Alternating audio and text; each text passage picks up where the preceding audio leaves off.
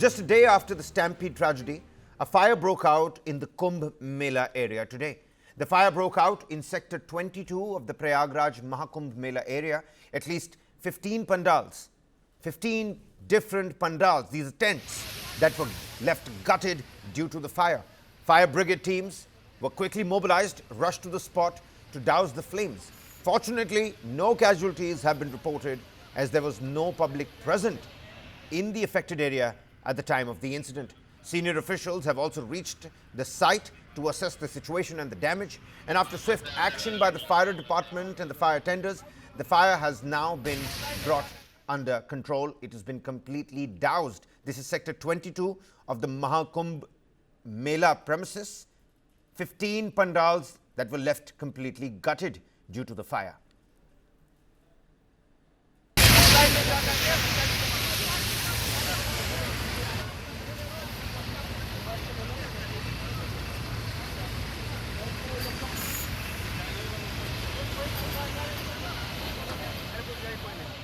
पैंतालीस मिनट के आसपास एक सूचना प्राप्त हुई कि टेंट्स में आग लगी है। मौके पर आकर के देखा गया तो जो 15 टेंट थी इनके अंदर आग लगी थी, जिसपे फायर सर्विस ने त्वरित कार्रवाई करते हुए आग को बुझाया और नियंत्रित किया।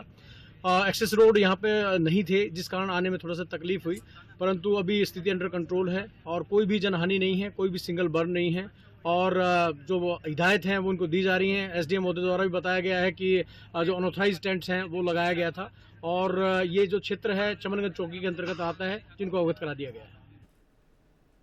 Our colleague Vipin Chaube joins us on the broadcast here, reporting to us live from Prayagraj. Vipin, इस समय लेटेस्ट जानकारी आप क्या प्राप्त कर पा रहे हैं?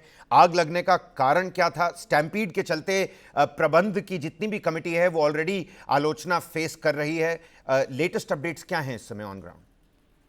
जी बिल्कुल, ये प्रयागराज महाकुंभ मेला परिसर में एक बार फिर से सेक्टर 22 में आग लगने की सूचना दोपहर लगभग 1 से 2 के बीच में मिली थी और लगभग 15 पंडाल ऐसे थे जिसमें कोई किसी शख्स की मौजूदगी तो नहीं थी, लेकिन फायर लगी और काला धुआं आसमान में देखा गया और उसके बाद आसपास के लोगों ने मेला प्रशासन को इसकी सूचना दी और सूचना पर लगभग आधे घंटे और 40 मिनट का समय लगा, जिस पर फायर ब्रिगेड की टीम और प्रशासन के अधिकारियों की टीम मौके पर पहुंची और उसके बाद आग पर लगभग 1 घंटे के वक्त में काबू पाया गया। अच्छी बात यह थी कि आग तो जरूर लगी लेकिन मौके पर कोई जनहानि नहीं हुई, मतलब कोई शख्स अंदर मौजूद नहीं था। 1 घंटे की मशक्कत के बाद आग पर काबू पाया गया और आपको याद होगा कि 19 जनवरी को भी इसी तरह से शाम को लगभग 4:30 बजे सेक्टर 19 के पास के आग लगी थी और गीता प्रेस के कैंप में आग लगी थी, जिसमें 180 से ज्यादा कॉटेजेस जल गए थे और उसमें भी कोई जनहानि नहीं हुई थी। तो फिलहाल और एक तरफ सरकार कल जान रहे हैं कि जो कल स्नान हुआ था उसमें किस तरह से जो मौतें हुई हैं उसको लेकर आलोचना झेल रही है और इस बीच बार बार आग लगना कहीं ना कहीं प्रशासन के फैसले और जो तैयारियां की गई हैं उसको लेकर भी सवाल खड़े कर रहा है। Vipin Chaube bringing us the latest details. Many thanks, Vipin. We're going to keep coming back to you as and when you have more for us. This is the latest that we're tracking.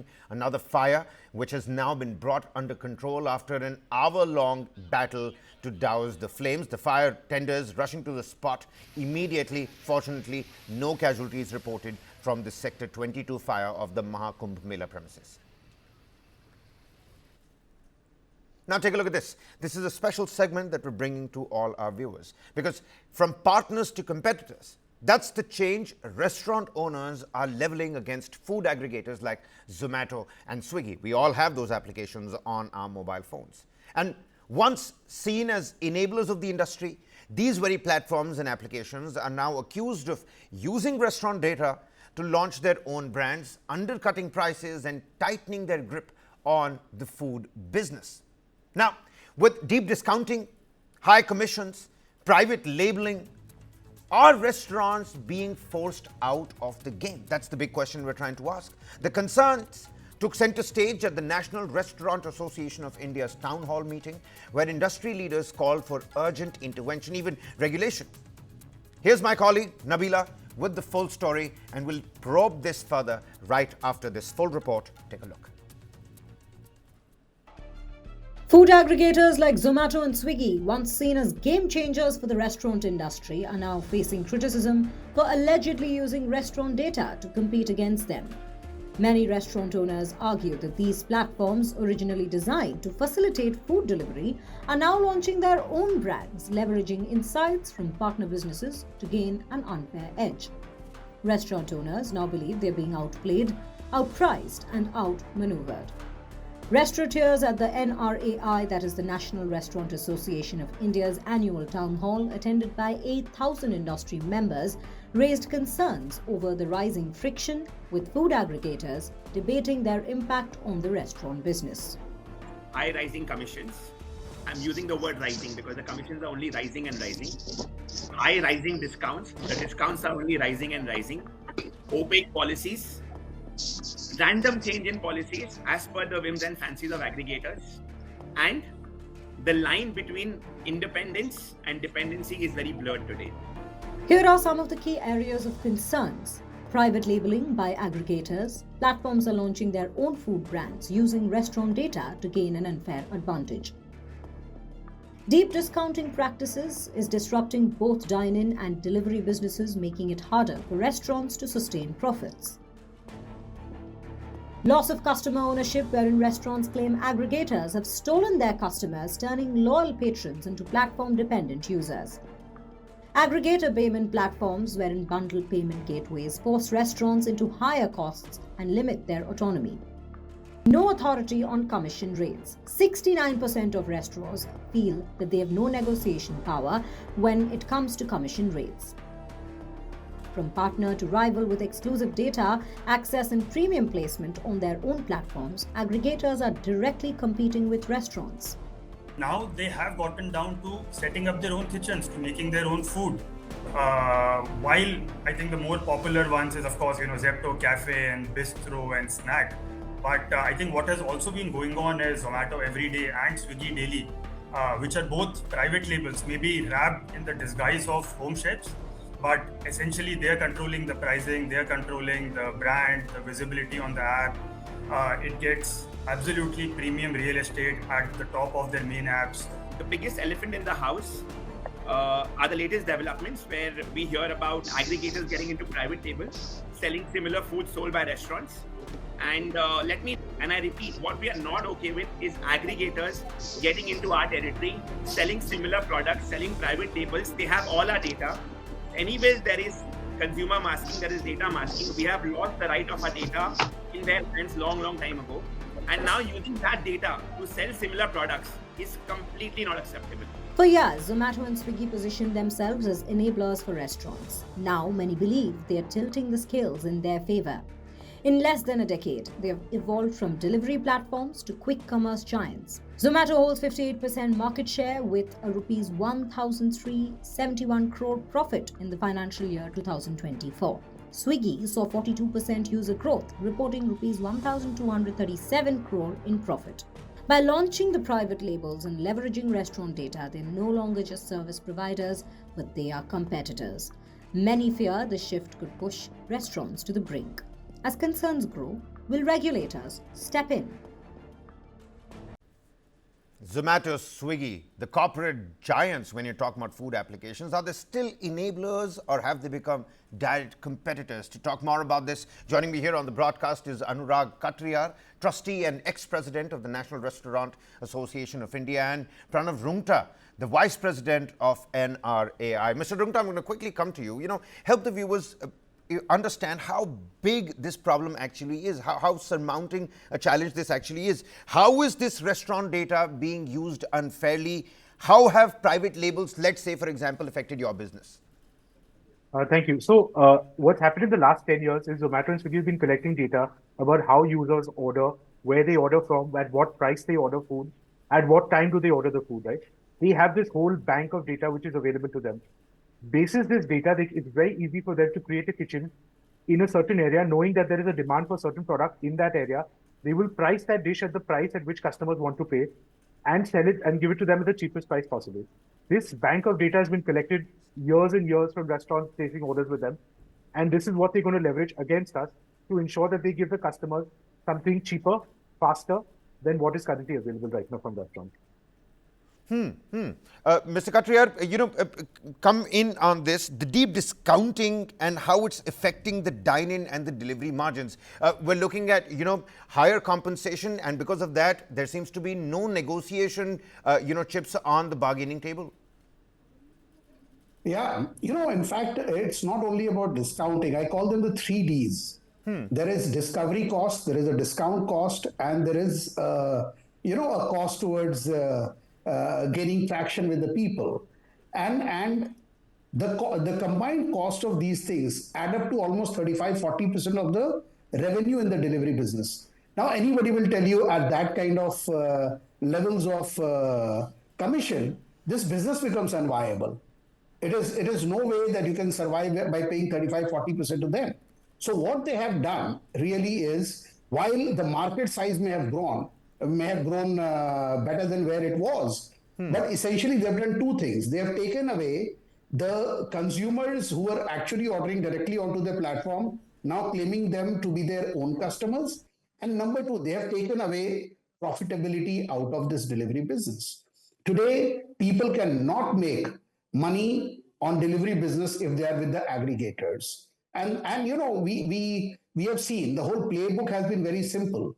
They first come into you with a very small commission, then they start offering huge discounts and cashbacks, etc., because they have the money to do that. I call it dollar dumping. And then when these customers move onto their platforms, they change the terms of engagement, unilaterally. And that is where the problem is. That is where the whole healthy delivery food service ecosystem has been completely ruined. All right. Mr. Rungta, could an alternative, because what comes to my mind is an application like InDrive where the client and the driver, they're face to face, they can negotiate themselves. There are various other cab applications. If you look at what's happening in Bengaluru as well, a reformist step that all the cab drivers themselves have taken up. Is there a possibility that a restaurant-owned platform could come up? And whilst you're at it, help the viewers understand what kind of alternatives do restaurants have at their disposal? Thanks, Kabir. So actually, the difference between a peer-to-peer model and a restaurant model is there's a third layer of delivery involved in this. So when you're talking about InDrive and various apps like this, it is the customer who's connecting directly with the rider. In our case, it's the customer who's going to connect directly with the restaurant, but there's also a factor of delivery. And this all needs to be done on demand. This needs to be done immediately, right? Because food has to be delivered hot. So there are certain complications. What the aggregators nicely done using the tactics which Mr. Katriyar spoke about is that they control the entire ecosystem. They control the logistics, they control the customers, and they control the restaurant. The alternate coming in right now is through a very modern level of thinking, which is called open network, right? Which ONDC is trying to build. What ONDC is trying to build is they're trying to leverage the buyers, the buyer apps who have all the customers, the seller apps which have all the merchants with them, and build in a third layer of network, which is the logistics coming in. They're trying to cut all these three things together, which will then end up being the alternate. And we hope this will come in very soon. We're working very deeply with ONDC. The ONDC's built this council called the Food Council. We're working very hard to build a profitable model, which is in which the ecosystem all three partners of the ecosystem will benefit. And hopefully this will come out very soon. Right. Just to tell the viewers as well that we also try to get in touch with Zomato, with Swiggy as well. Zomato couldn't make their spokesperson available due to, it being called on short notice. But we'll keep you updated as to what Zomato has to say on this particular front. But we spoke about Zepto Cafe, the Blinkit groceries, the huge market share as well. Mr. Katriyar, I'm going to come to you next. This territorial war that a gentleman in the package and the report was also talking about. That means there is high need for regulation and the government needs to step in. So when the government does step in and when the policy drafting and the policy formation is being done, what are some of the key points that all these policymakers should keep in mind? Listen, I think, yes, there is this whole quick commerce thing has come about in a very big way today. Zepto started it, now Blinkit, and then Swiggy. Everybody has gotten into the bandwagon. Our problem starts the moment they get into the cooked food business. Because unlike Zepto, with others, they have a complete heat map of what is what is in demand in a particular area at a particular time at a particular hour, and when that happens, they have a complete control over the data of the restaurants. So you may very well have a case, and somebody said that during our town hall that you mentioned earlier in the story, that in Chennai there were two, there was one delivery partner, there was one of the kitchens of the aggregator, one had 20 riders waiting outside, other was shown as unavailable. Riders are not available. This is the kind of thing. So what we need really when the e-commerce policy is being drawn, I think number one, we must be very, very clear that a marketplace cannot be a market player on their own marketplace. That goes against the basic tenets of e-commerce policy. That's number one. Number two, the data. The data has to be shared by the stakeholders. In fact, I would like to believe that the people who are ordering from the restaurants are the customers of the restaurants. Restaurants should have the singular right over the data, wherein as of date, it is the aggregators who claim total ownership of that data. And they're sharing the data amongst themselves, and as much as they may want to deny, we have enough proof to say that, they are using each other's data, whether it's Zomato using Blinkit and so on and so forth. And that's why the e-commerce policy has to be very equitable, which actually propels a profitable growth model for the entire sector.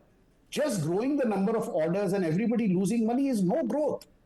That is an absolutely, I think it's what I call a click-driven valuation model is being pushed around as the primary way of looking at businesses. Right. For us, we believe profitability is at the core of doing any business. And if that is not happening, then there is no growth in the sector. Profitability also has to be sustainable. Mr. Rungta, I'm going to give you the final say before we wrap up this segment.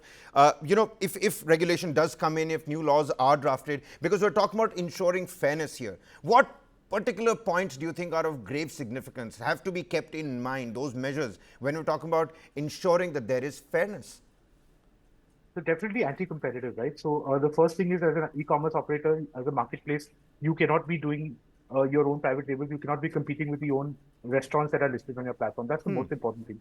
There is data privacy, which is very important. We understand consumers want their data not to be spam, not to be sold out. I think that with this new the new digital data competition bill, the government has put a very fair framework in place where the fiduciary is the owner of the data and the restaurateur has access to that data. So I think this is very well concerned. We need to be very careful about looking at how the smaller players don't get sort of crushed by these larger players coming in, right? So these are the three factors which we really need to stick for, and which is what we stand for over here.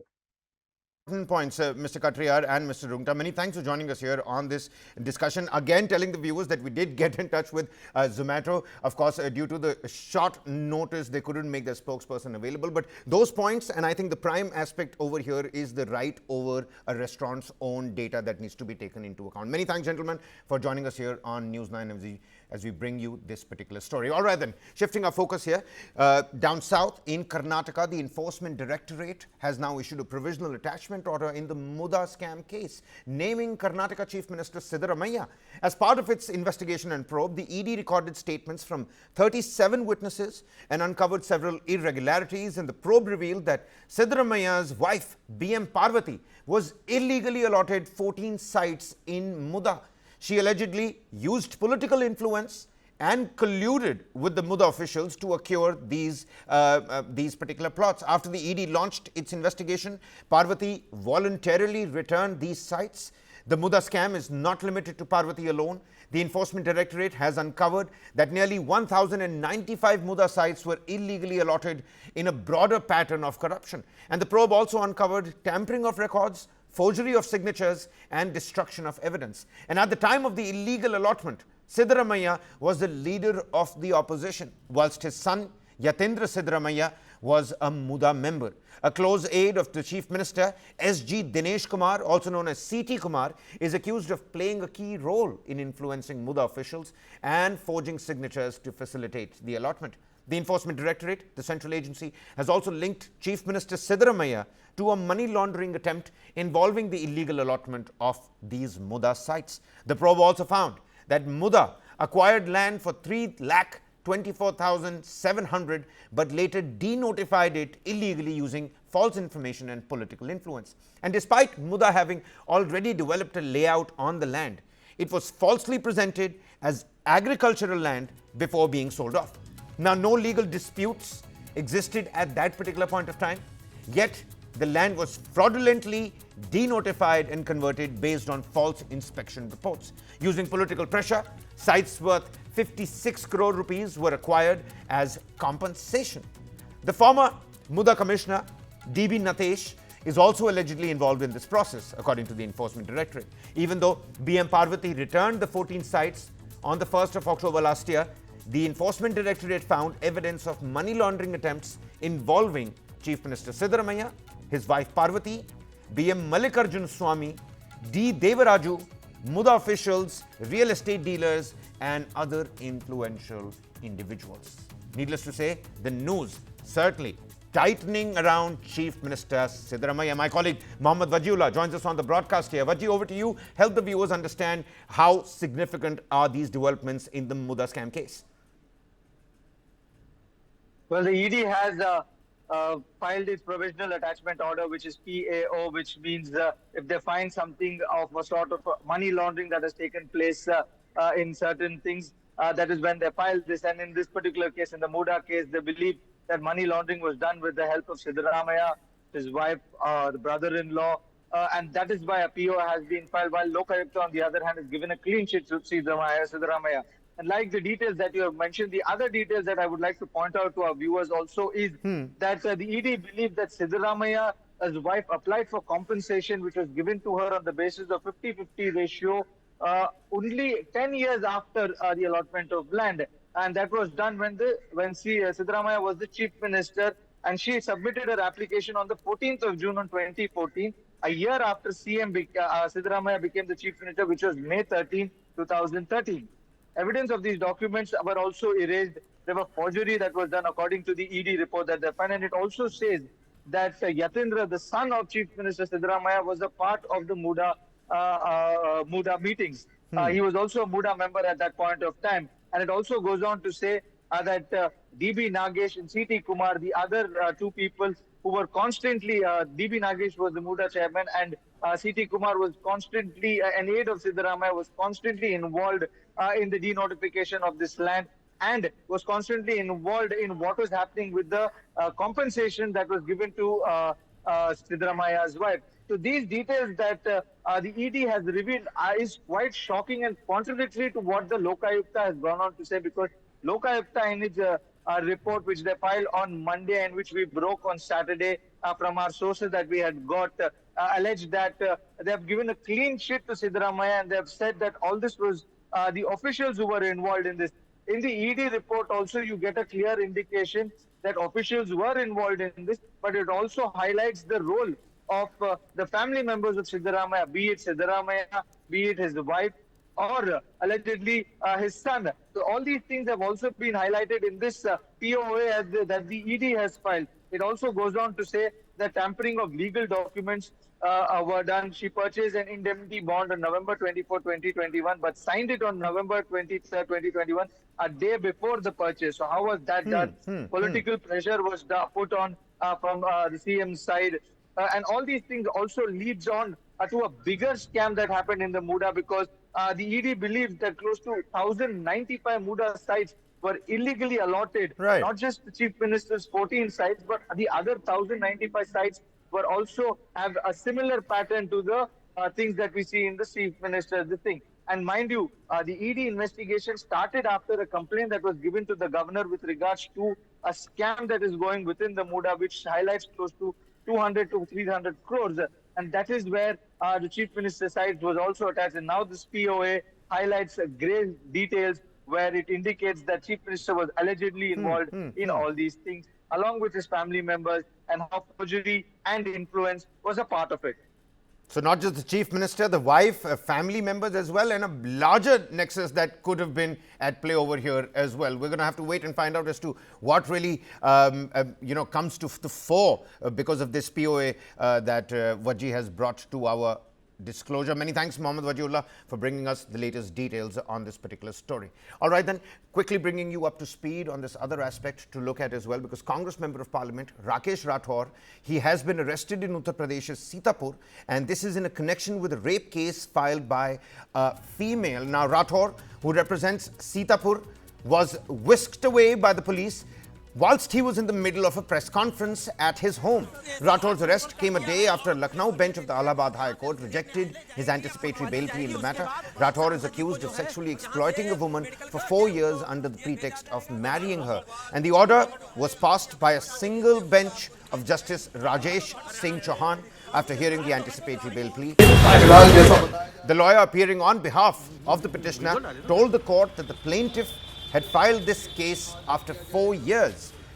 On the 17th of January, the Uttar Pradesh police registered a case against Rathor after the woman filed the complaint.